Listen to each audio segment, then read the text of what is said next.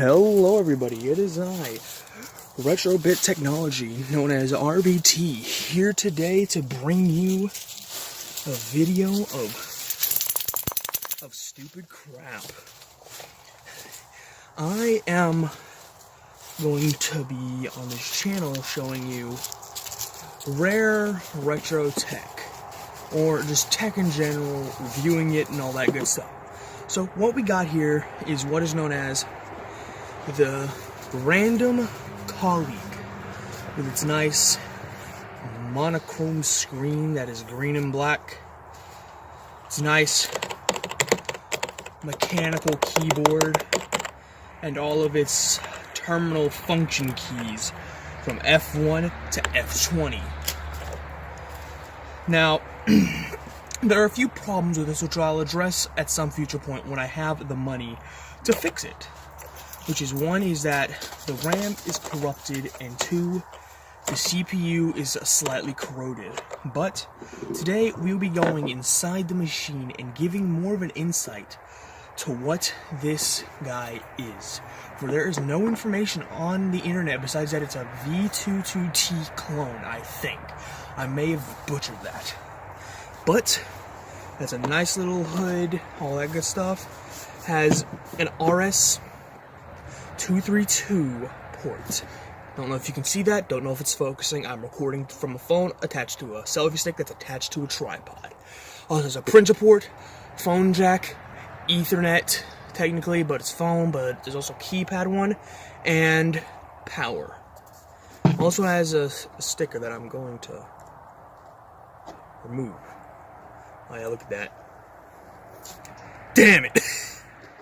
Alright, so, let me just get this off. There we go, that was very satisfying. Now on the bottom, right here, it says random, and it has all the information about it and all that good stuff. Now what we're going to do is we are going to take one of these heads. Which one fits in here? I'll test on the screen since it has a option. Because it has these weird Allen head-like screws. So, what I will do is I will take this one, which I think it is, which is a size 25 Torx screw. And we'll put it in? No. So I'm going to go down one size to size 20. Again, no. So it's either a 10 or a 15, and if it's not, then I'm going to have to break out my minis. Which I do have because I didn't bother. There it is. It's a size 15 Torx screw, which we will be removing. Now, I will not be messing with the screen because that works just fine, and it's just, you know, your standard flat panel from the 80s or around that area. But what I will be messing with is the internals to give you a better insight into what this is. So as you flip this over, you notice that there's 1, 2, 3, 4 normal screws, and then 2 holes, which are the only other screws on this entire machine. None others. And they are the Torx screws. So we'll go for those first. If I can get it in. There it is. This screwdriver barely fits. That's my only thing. I would use my own because I have a size 15, I think, in my other little green box of wonders. But it is, I'm gonna set that in there. That is, I just have a roll of electric with it, but I'm gonna put the screws in for now because I lost my magnetic tray. So that's one down, few to go. Now, I got this lovely piece of machinery here from a thrift store for $6. And and what it is a standard terminal made by a company that I have never heard of.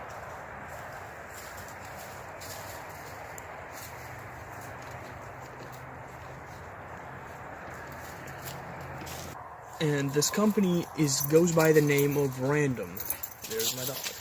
But it literally goes by the name of Random Corporation. Wait, did I take out these? No, I did not. There's one more right here. And it goes by the name of the Random Corporation. Now, I've looked and looked for this company all over, and I cannot find it. The most I can say is that it's really random. Haha, funny joke. Now that I got this out of the way, I'll be cracking open my 17-piece toolkit, hoping that the screw that I'm pulling out is of good size.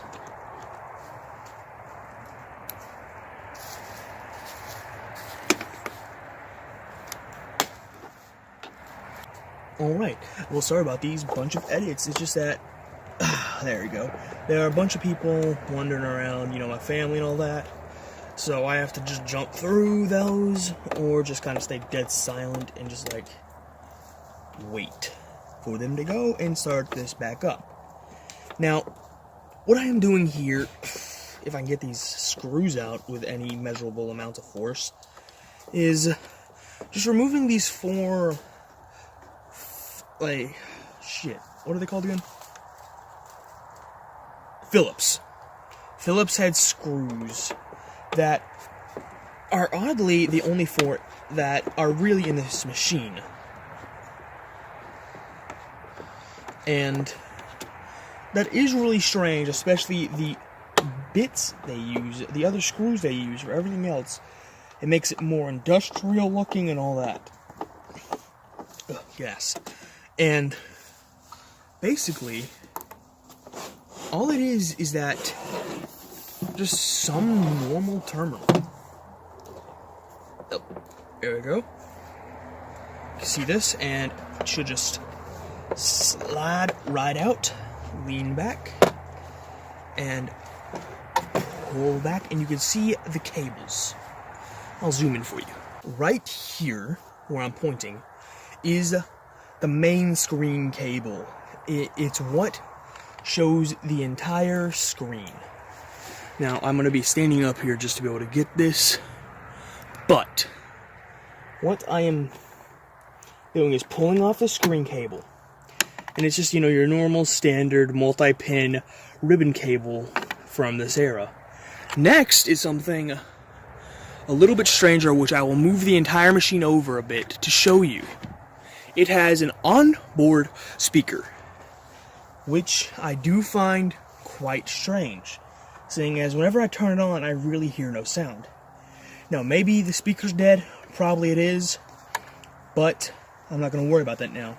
And finally, the even stranger part is its battery cable, meaning that, some shit. Don't worry about that, I got them. Is that it has a battery port. Not just that, actually, not a battery port, no.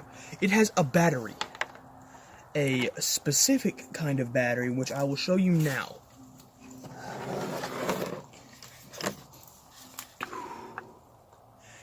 Now, what I am thinking is that it's a lead battery because of the LEA and then what looks like to be a D. Made by Panasonic, as you can read clearly. So I'm going to end up replacing that and all that good stuff, but this is just the screen module. It just comes right off. And this is how you kind of detach everything. So I'm going to set this aside right here. And I'll be bringing all this together soon.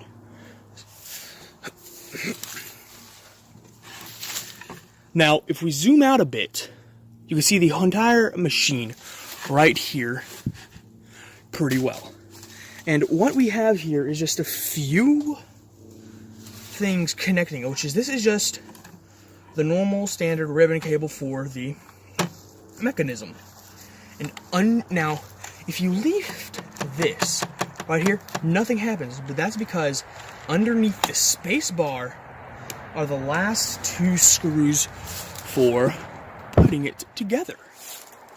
Now, what we will do now is we will remove these screws with a lot of force, because this is what holds the keyboard mechanism on, and that's it. Now, I'm missing one spring for this, and I'm looking for another, so that'll be another thing that I need to get for this. But other than that, the spacebar works from what I can tell. Jesus. Like I said, a lot of force because this is not the right size screwdriver. It's actually a little too small.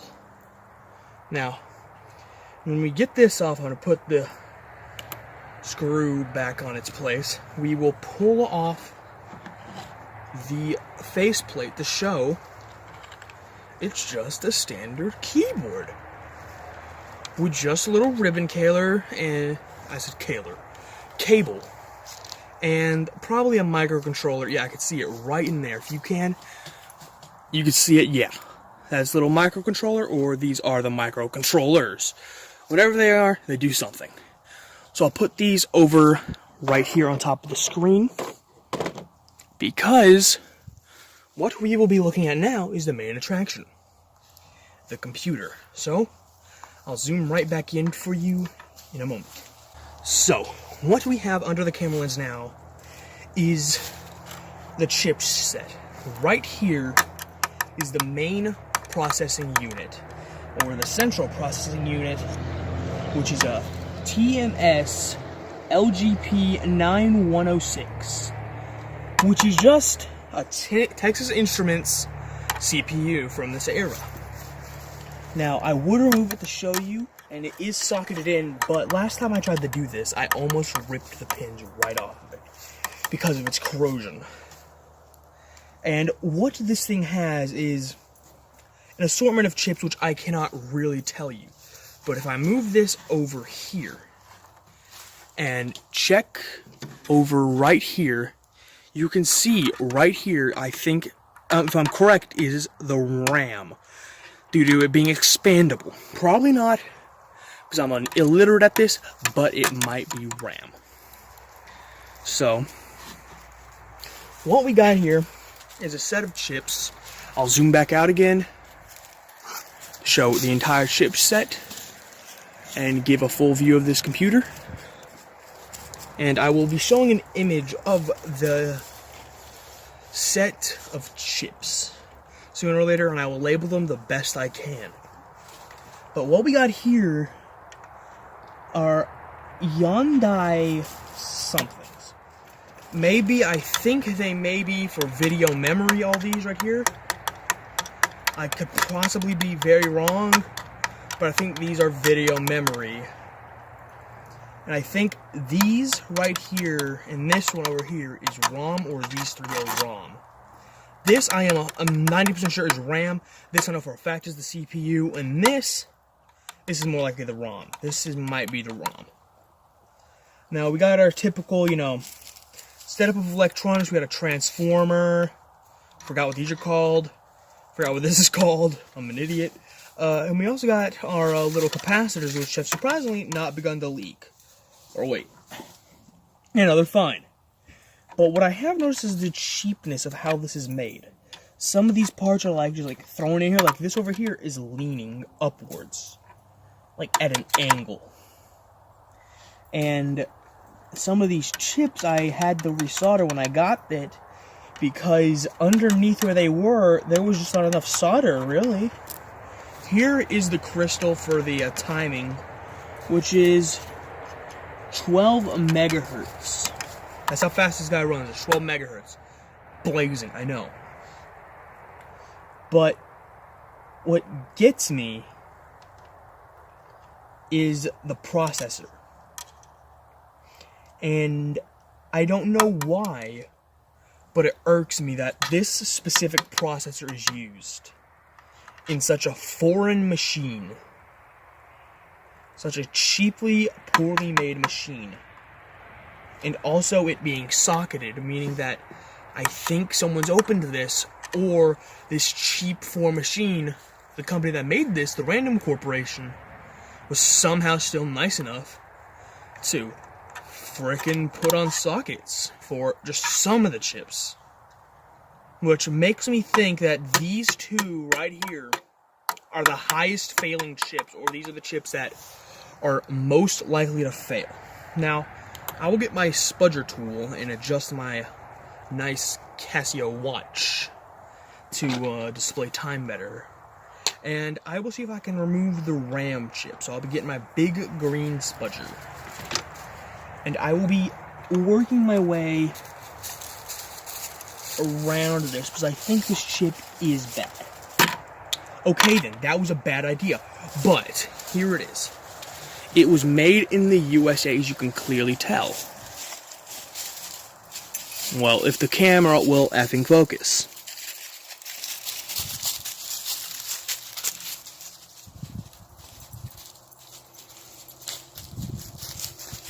Well, it's made in the USA, and it says it's a USA 9225. Now, I've done almost no research on these, except that literally nothing, actually. I've done no research on them. All I know is that this is a bad chip. From continuity tests, it's perfectly fine, but the RAM inside is corrupted. And how I know is that whenever I open this thing up and turn it on, all the terminal shite is gibberish. As you see there, I'll show you why this is a bad idea to pull it out like I did. If it will focus, well, I'll just do it like this and show you. See, some of the pins are bent. They're not so bent that I won't be able to put it back in, but that's why you take as much caution as removing these things as possible. This, I'm not really taking much caution into my stuttery ass. I'm not taking as much caution as to taking it apart as I would something more valuable like a Commodore or an Atari, because this thing is unknown. It's physically obsolete. The only other thing I've ever seen about this is that someone wanted to do something with Linux with it. That's about it. So as I sit back down on my chair of wonder, I will slowly bend the pins just a little bit back into place the best I can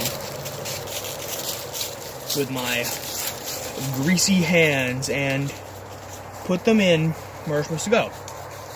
Now, look at this.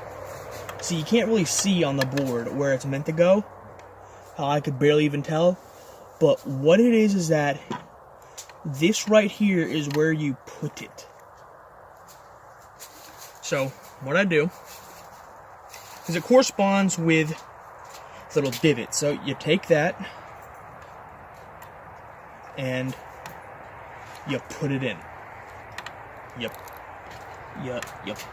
put them in with a little bit of force. Don't be too aggressive, because if you have a pin out, it will snap right off. And it will be gone forever until you buy a new one. I'm going to put my spudger back in, and we will begin the reassembly. Oh wait, here's, I think, here's some codes. Revision AD Random Corp 1991. This is using really old technology for a terminal from the 90s. This is when this was made, 1991. I was always assuming 80s because of the stuff that's in it. And then again, I've done no research into the parts. I will, after the fact, to make clear what I need to really fix it. But what we do is we will grab the keyboard over here, and we will begin to put it back together. Let me zoom back out